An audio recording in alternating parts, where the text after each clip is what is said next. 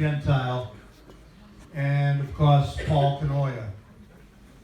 He went on as a runner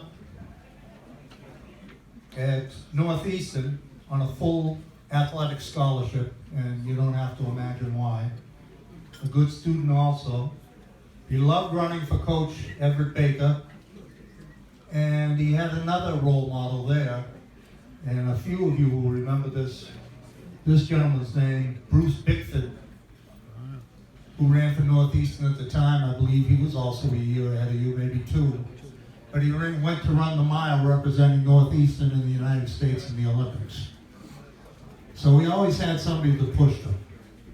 Now, he trained all year long. And the reason I know this is because he had an interview several years ago with Rick Smith and Ken Hamway, both, I believe. And he said whenever there was a break in the action, his dad would take him around to different venues to try different cross-country routes, different tracks, enter him in different competitions. So this wasn't just a one-season thing for him, or two-season thing. He dedicated his life to running.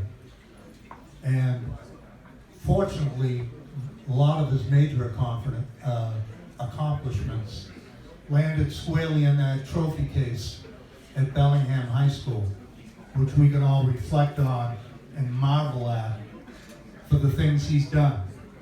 Not only did he have a successful career in college, he also ran professionally for Adidas and New Balance after his graduation from college.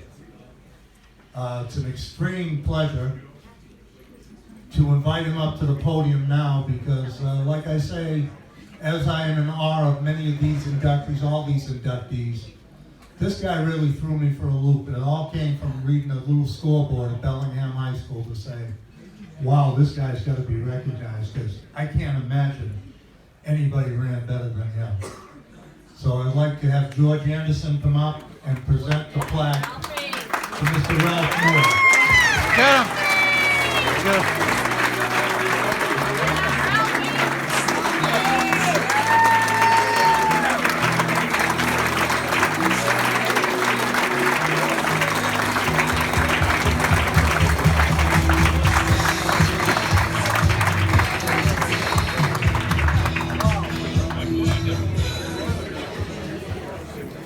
Thank you, everybody. Truly an honor to be inducted into the Moore Hall of Fame. Never thought about it. Got the call in October, and truly appreciative of to be remembered as part of Bellingham history. I'm fortunate, really. I had excellent people around me, and I think that's true when you have good people around you for sports, life, work. Good things happen, and you have to think about Paul Canoia, who was my coach.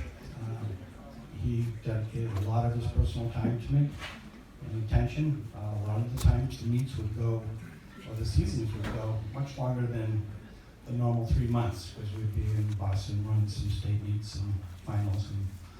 And I know Paul, and he liked fish, so I don't think he did a lot of fishing in the 2 years that I was there. But he was definitely a big part of my success. Mr. Anderson was also a big part of my success. I wasn't the most confident runner. Didn't think I could beat a lot of people, but he had seen me run. There was a good runner from Millis, Massachusetts, who was one of the tops in the state. And George said I could beat him, and I think that talk that we had, I remember it to this day. It's 40 years ago, and I did beat him when I counted in the Tri-Valley Championship, and then further on in the state finals. Of course, my parents were very supportive. They were at every race, in high school, college. They were there. My dad, he took me around in the summertime up to Boston to run against the better competition. He thought he was I laugh about it today, but he thought it was my second coach.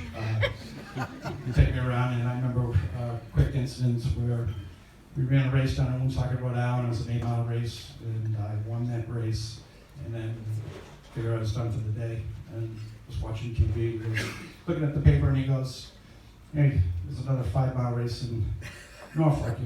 Let's go do that." And I said, "Okay." So I ran that. Came in 5th place, and they skipped me during the award ceremony, and so I was kind of pissed off, and I went to the car. My dad wanted to straighten out the wrong, and so we went up there, and he says, "I'll meet you back at the car." He came back to the car, and he goes, "Here, I got your medal for you." And I looked at it, no offense, but it was a woman's medal. And it said, "Congratulations on 5th place." That was the end of my dad's coaching career.